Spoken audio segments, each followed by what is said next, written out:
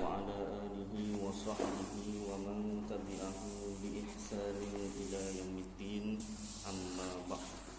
Alhamdulillah, syukur kepada Allah Subhanahu wa taala, takdir Allah yang sejak azali Allah taala zahirkan, Allah taala jadikan kita bersama-sama sambung belajar ataupun ulang kaji ilmu fikih khasnya dan ilmu agama yang lain amnya. Seperti biasa kita mulakan dengan selawat Ibrahimiyah. Allahumma salli ala Muhammad wa ala ali Muhammad kama sallaita ala Ibrahim wa ala ali Ibrahim wa barik ala Muhammad wa ala ali Muhammad kama barakta ala Ibrahim wa ala ali Ibrahim fil alamin innaka Hamidum Majid. Alhamdulillah, berusaha wal pengerusi surau Al-Ihsan Kampung Senaran Baru yang dihormati tuan-tuan pengerusi surau, penerusan AJK surau, yang dikasihi tuan-tuan imam, tuan-tuan bilal, muslimin muslimat yang dirahmati Allah Subhanahu wa taala. Alhamdulillah, sebentar tadi dapat kita sama-sama menyaksikan hilal Syaban 1 hari bulan. Kalau saya tengok kalender apa kuda tu memang 1 hari bulan lah esok. Cumanya apa nama ni? Darjahnya agak tinggi. Kalau semalam darjahnya agak rendah. 5 ke 6 gitu Hari ni 15 darjah. Alhamdulillah. Tadi mula-mula Abang Rahmat dengan Abang Azman nampak dulu apa nama ni. Kemudian baru saya tengok dan ramai juga tadi tengok kan Imam Putus Selamat.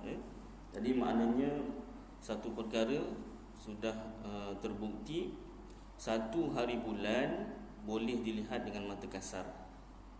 Sebab ada orang membuat kenyataan 1 hari bulan susah nak dilihat dengan mata kasar, malah mustahil kerana terlalu halus, terlalu nipis.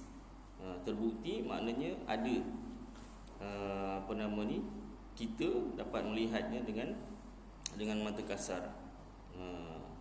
Maknanya benarlah syariat Nabi Muhammad sallallahu alaihi wasallam melihat anak bulan itu tak mustahil lah boleh dilihat dengan mata kasar. Kalau dah mata kasar pun boleh, apatah lagi dengan teropong. Cuma kalau sebelum tengok tu nak pakai teropong boleh untuk panduan.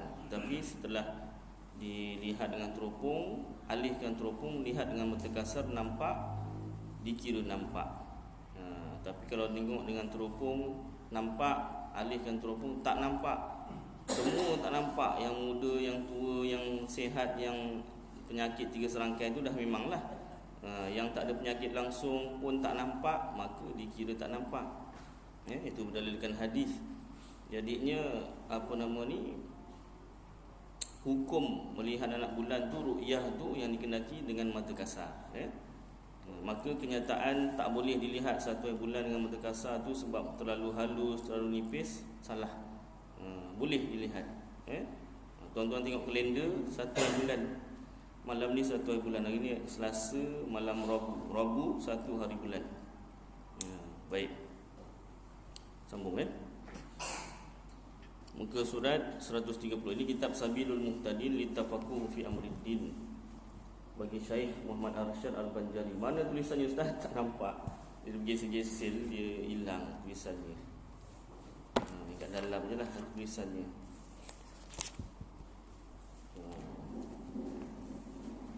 Sabilul Muhtadin kecil je dia punya nama tu bagi Syekh Muhammad Arsyad Al-Banjari, ulama Banjarmasin.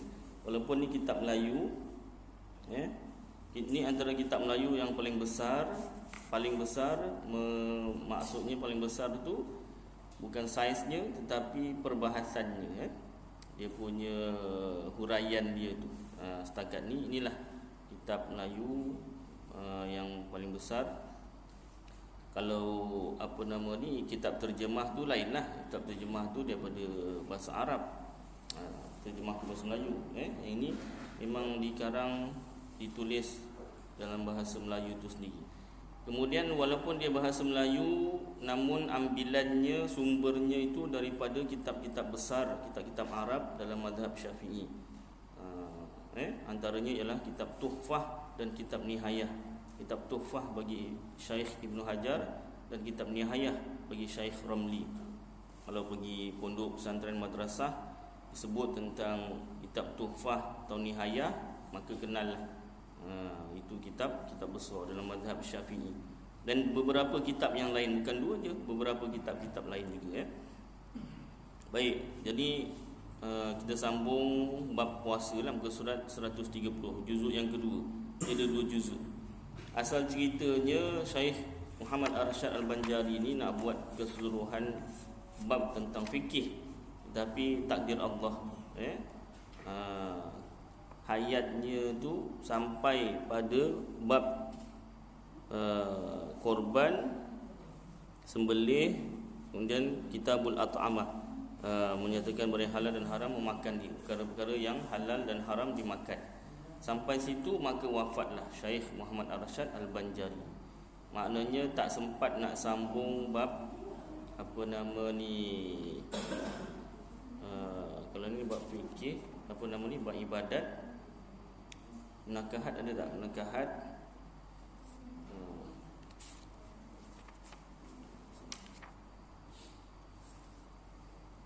bab solat ni bab ibadat, zakat, kemudian haji, puasa, ada. Kemudian bab ni tak ada, bab muamalat, munakahat, jinayat dan faraid, tak ada. Pasal apa? Wafat. Setelah habis bab ibadat, wafat. Itu pun dah besar, Bahasannya pun perinci. Baik. Ke surah 130, siapa yang ada 1, 2, 3, 4, 5, 6, 7, 8, 9, 10, 11 baris dari pihak bawah. Bermula dikendak dengan bersalahan matalik. Masih lagi bab matlak ni. Yang dikendaki dengan bersalahan matalik itu apa? Tempat bersamaan waktu terbit matahari. Beza jarak masanya boleh sampai 32 minit. Masuk 33 minit dah kira tak satu matlak. Sampai 32 minit masih dikira satu matlak, satu tempat terbit matahari. Maknanya kalau kita nampak anak bulan Sya'ban 1 bulan ni tadi, maka tempat yang jaraknya daripada Kampung Sinaran Baru ni 32 minit jaraknya, maka dia dikira satu matlak, satu apa nama ni, satu tempat terbit matahari. Boleh diguna pakai sama-sama. Yang dikendaki dengan bersalahan tak sama matalik itu apa dia? Bahawa berjauh-jauhan antara dua tempat sekira-kira jikalau dilihat bulan pada suatu daripada dua tempat itu, nescaya tiada dilihat ia pada tempat yang kedua pada ghalib, pada kebiasaan. Ghalib ini kebiasaan. Dan kata Syekh At-Taju Tabrizi, tiada dapat bersalahan matalik itu pada yang kurang daripada 24 farsakh. Bermula syak 50-50 pada bersalahan matalik itu seperti ni dah baca ni. Dah baca, minta maaf. Dah sampai. Nasib baik Imam catat. Baik, ke surah 132. Fasal baru 132 juzuk yang kedua. Fasal pada menyatakan segala rukun puasa. Ada masuk dalam bab matlak tu dah habis dah. Itu sebab penting murid pun kena ada kitab catat. Kalau tak ulang ajalah setiap minggu. Ada tulis ni tapi rupanya ada yang lipat kat sini. Sini pernah lipat, sini lipat. Tak dibuka lipatannya. Baik, fasal pada menyatakan segala rukun puasa dan syaratnya dan barang yang ta'aluk dengan dia, yang berkaitan. Ta'aluk tu yang berkaitan lah. Jajahan ta'aluk Johor, jajahan ta'aluk yang berkaitan lah. Bermula rukun puasa itu 3 perkara. 3 je. Pertama niat. Dan hanya dihuraikan niat dulu.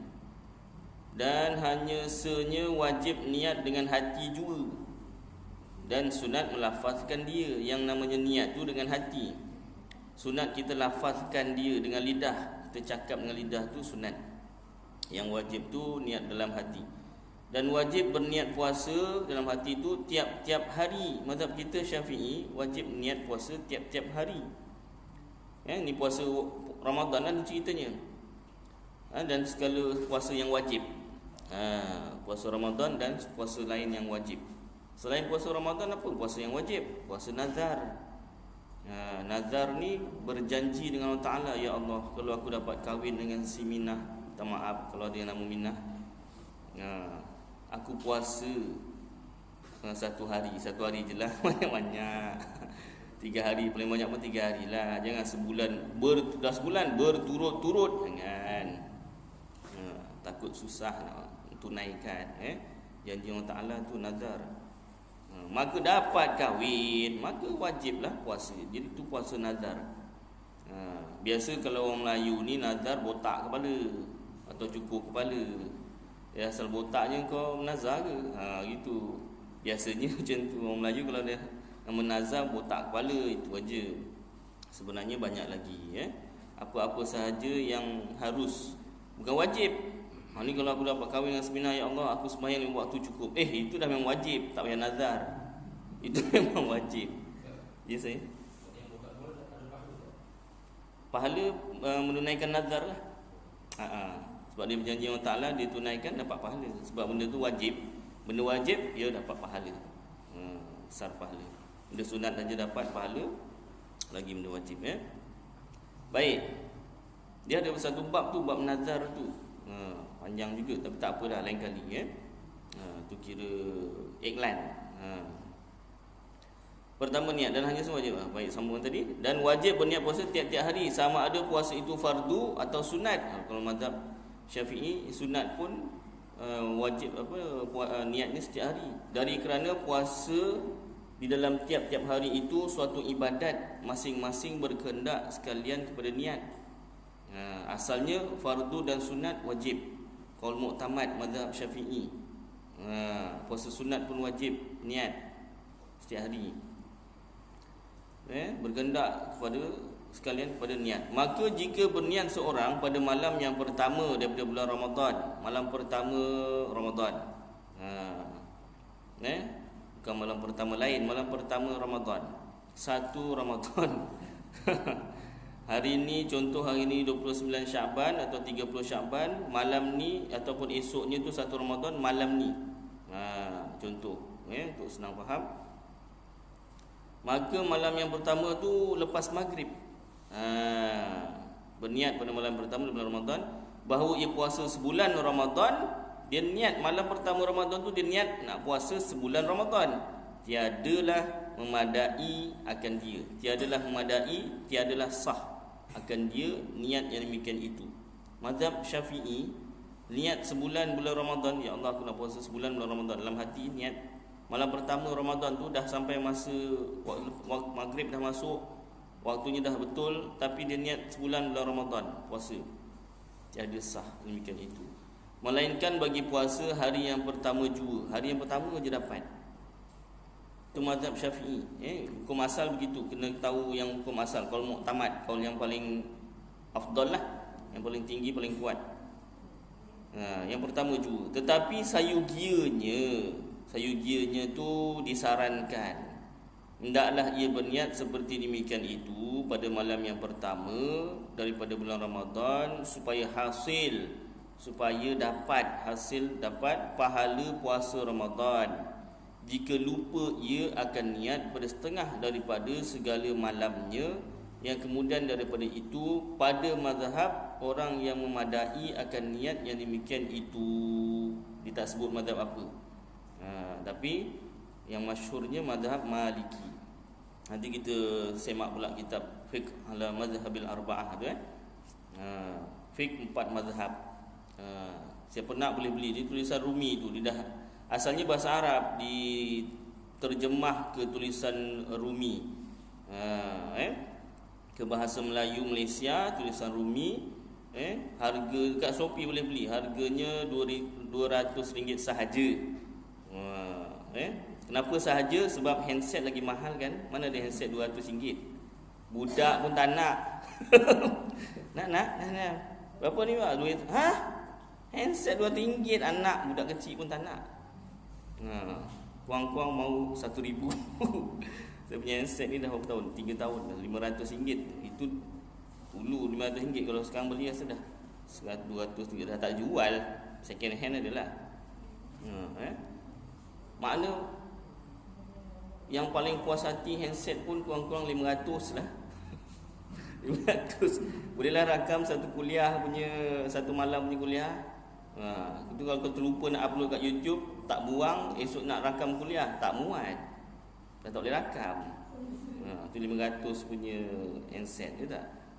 Tu harga kitab 4 mazhab Syafi'i, Maliki, Hanafi, Hambali, RM200 sahaja. Mesti ada sahaja. Kenapa? Dibanding handset lagi murah kitab tu dan manfaatnya pun lagi besar. Pasal apa? Kadang-kadang banyak perkara, bukan sikit, kadang-kadang banyak perkara dalam mazhab Syafi'i kita tak dapat nak jalankan, kita tak dapat nak tunaikan.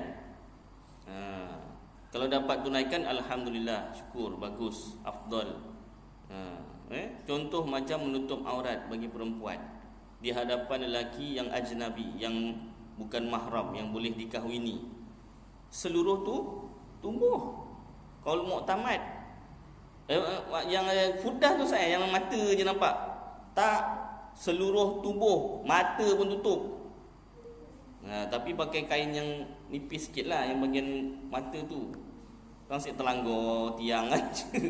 Tengok tiang tak apa lagi, terlanggar orang kan. Seluruh tubuh, tak ada kecuali. Itu qaul mu'tamad.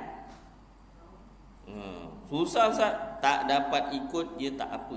Bukan tak apalah, maknanya dah kelemahan diri sendirilah, istighfar ajalah, taubat. Ada kaul yang kedua, pendapat yang kedua dalam mazhab Syafi'i, kecuali muka dan tapak tangan, macam dalam sembahyang. Itu dah jatuh kaul yang kedua, pendapat yang kedua, dah lemahlah, dah bukan yang afdal. Sekurang-kurangnya ilmu tu dapat, belum diamalkan tu nombor 2 lah cerita. Doa lah supaya dapat amalkan kan.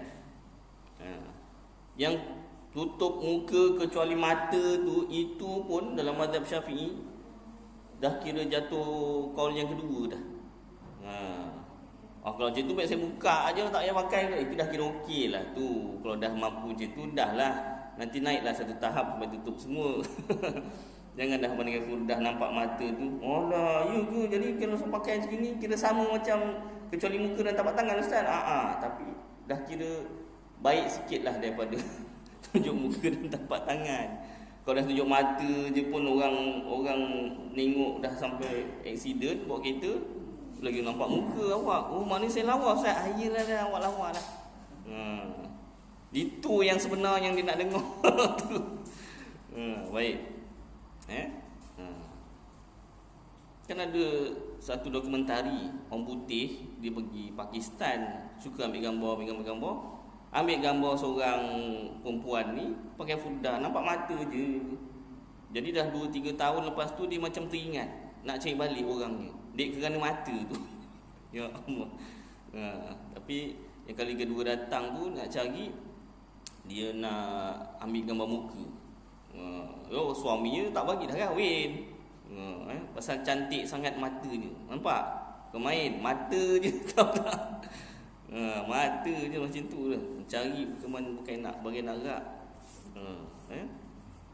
Baik, sambung tadi apa ceritanya tadi ni? Baik.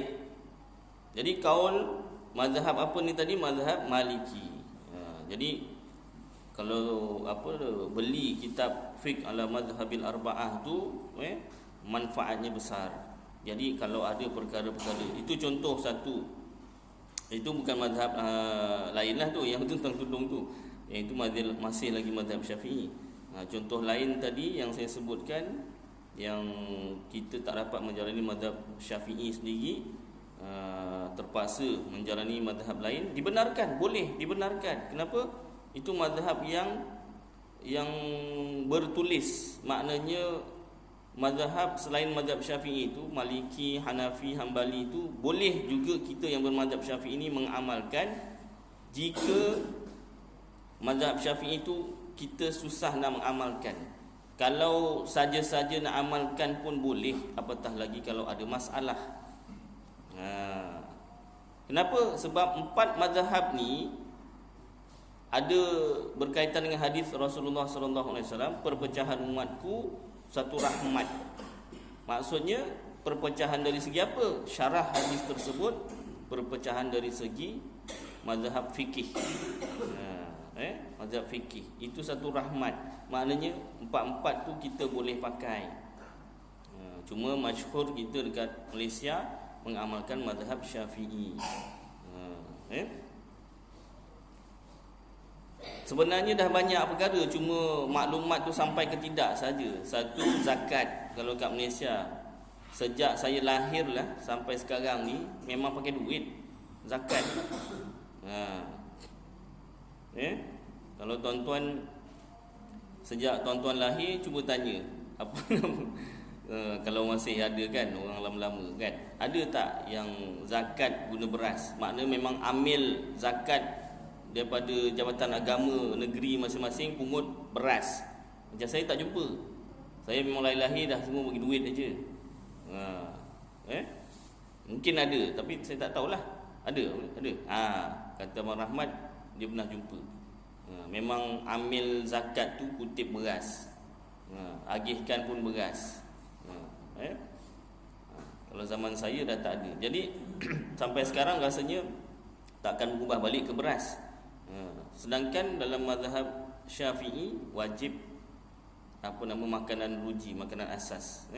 Tetapi dipandang dari sudut memudahkan urusan pembayaran zakat dan memudahkan pengagihan zakat, dan memudahkan orang miskin tu untuk mempelbagaikan zakat yang diterima tu. Kalau beras dia hanya boleh makan lah. Kalau nak jual balik beras tu pun boleh juga, tapi susah lah. Kalau dah bentuk duit tu mudah untuk dipelbagaikan, tak mesti untuk makanan sahaja. Mungkin untuk duit sewa rumah, duit minyak motor,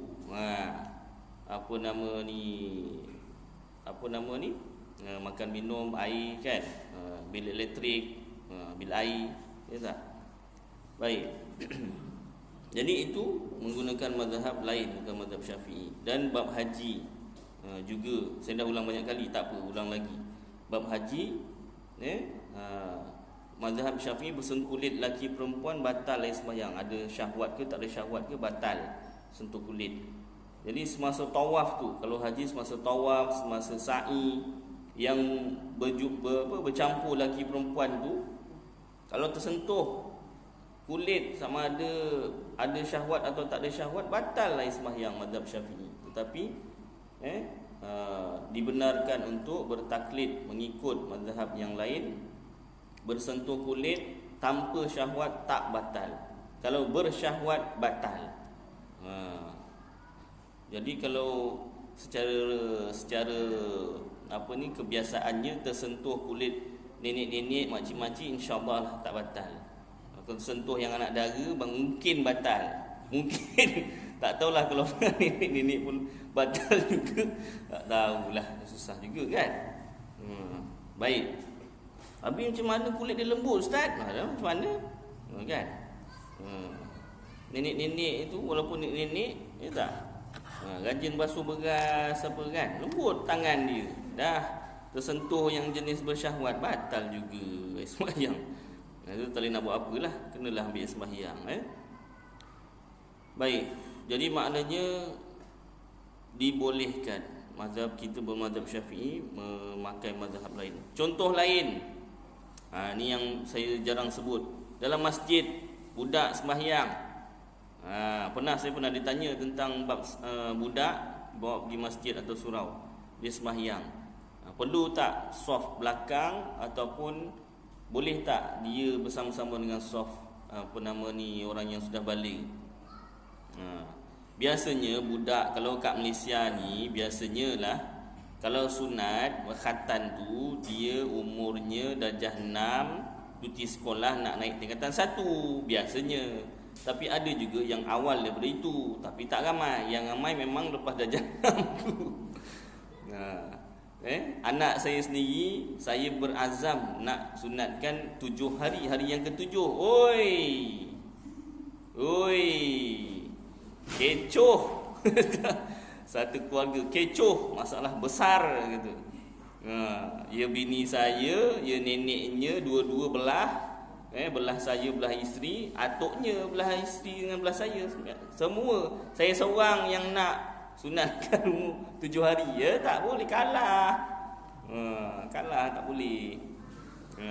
Jadi macam mana?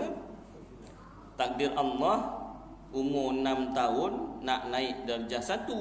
Dia tengok Upin Ipin, itu Upin Ipin sunat. Sakit tak? Tak sakit, macam menegit semut aja. Dia pun nak sunat lah. Alhamdulillah. Tawakal tu selamat. Yang selamatnya lagi satu, yang selamatnya tu dia orang pertama. Alhamdulillah masuk.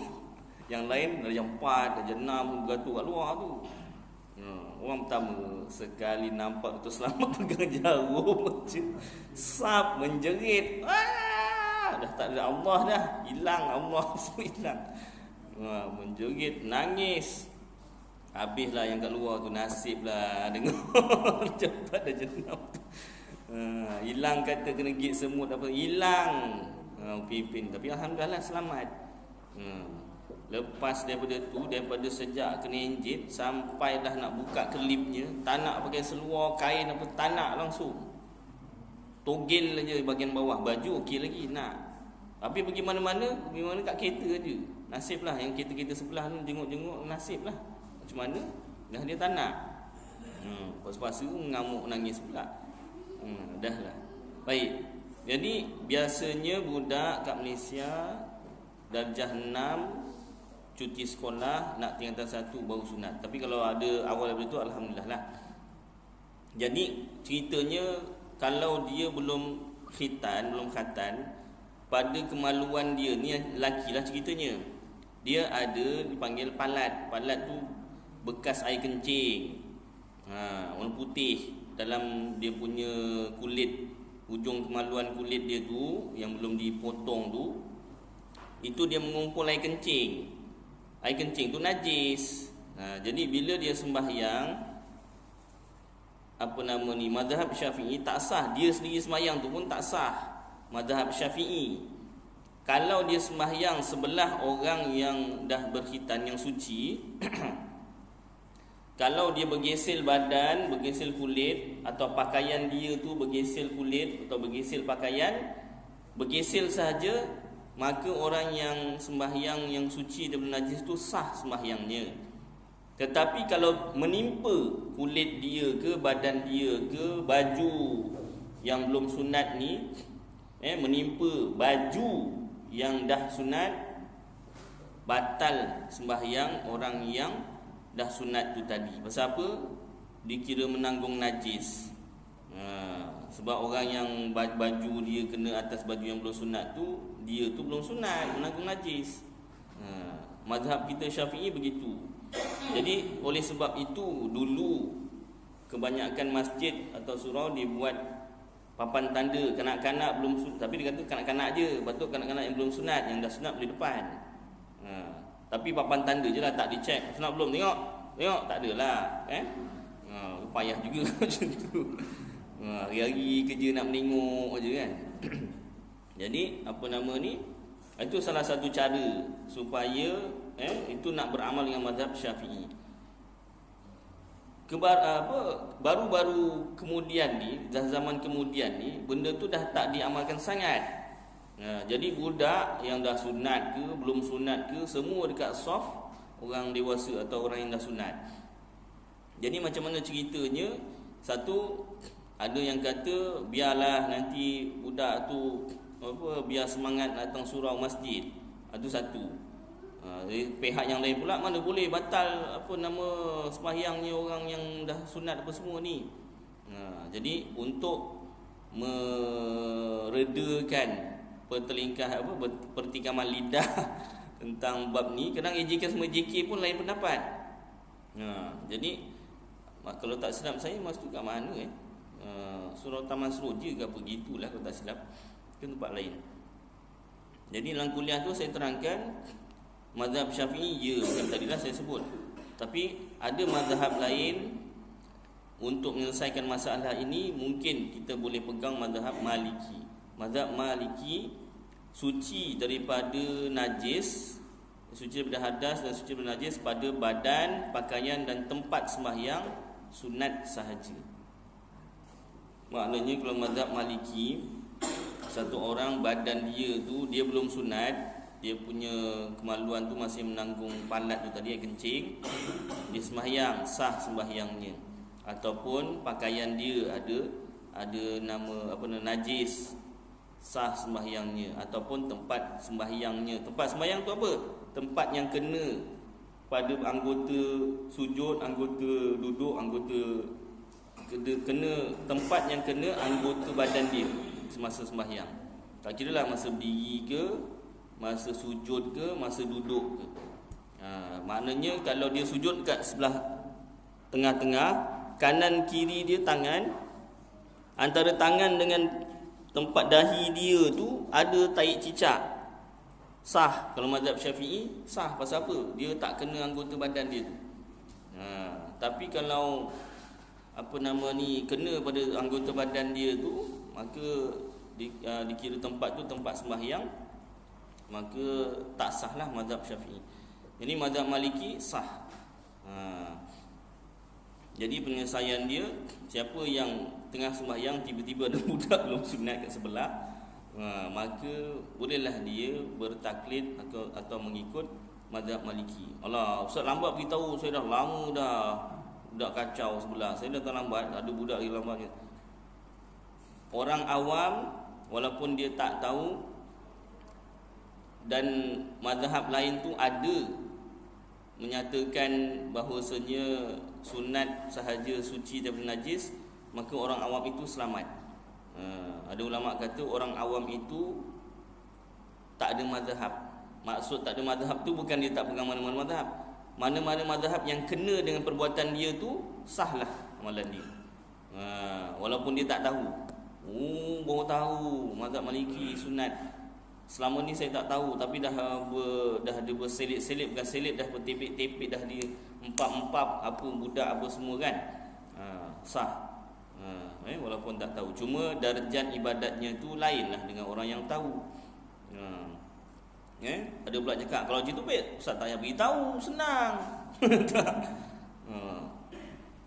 Orang berilmu beribadat lebih afdal daripada orang yang tak berilmu beribadat. Jadi lebih baik tahu ke lebih baik tak tahu? Lebih baik tahu ustaz.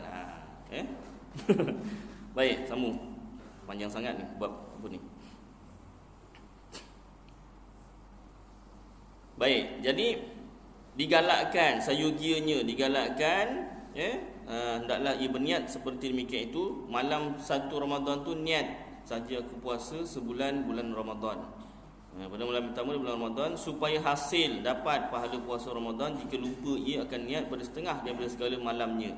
Bukan kata setengah, daripada malam kedua sampai 29 atau 30 terlupa. Bukan kata terlupa, sengaja tak nak niat, sah. Mungkin begitu. Pada mazhab orang yang memadai, orang yang sah akan niat yang demikian itu. Mazhab apa? Mazhab Maliki.